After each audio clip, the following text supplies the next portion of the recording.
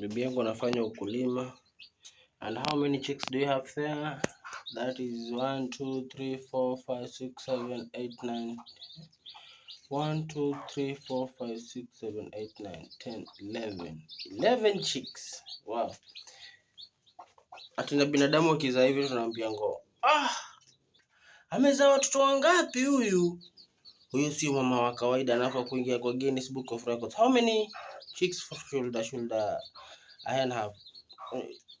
Kuku anafaa kuzaa watoto wangapi? Because huyu nasikia kuna mayai 15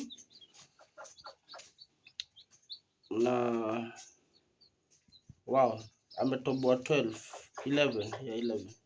So the other 4 sijui mtu anafanyanga nini, so we had to throw them away. Sijui kama unaweza lalia kama binadamu. Hatari. So let's go look at the whatever. Nitwaje? Zile bat.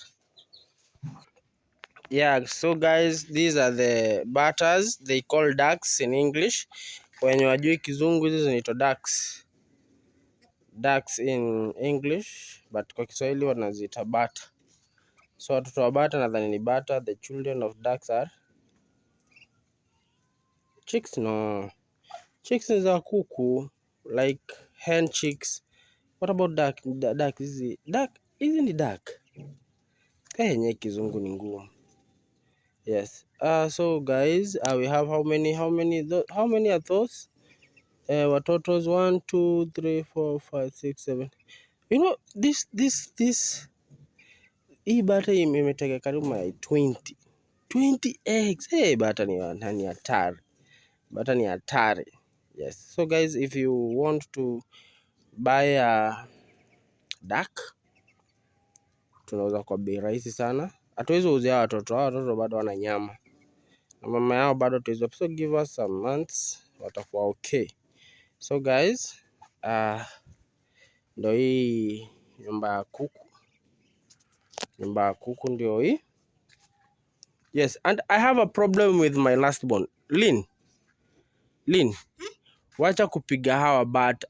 Alikuwa anawapiga wakiwa wadogo. Lynn, seriously?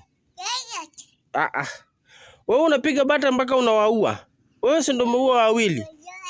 Unapiga jiwe pa. Wewe ni hatari. Wewe ni hatari. Flo. Come.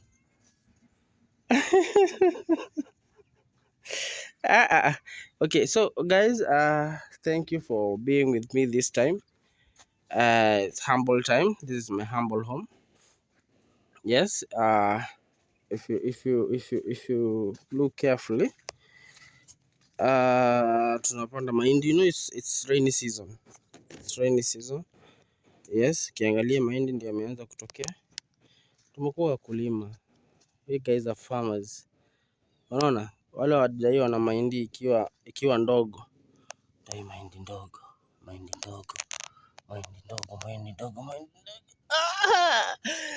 Wengine wanadhani bangi, wale wafuta bangi wanadhani hii ni bangi nimepanda hapa. Siwezi panda bangi.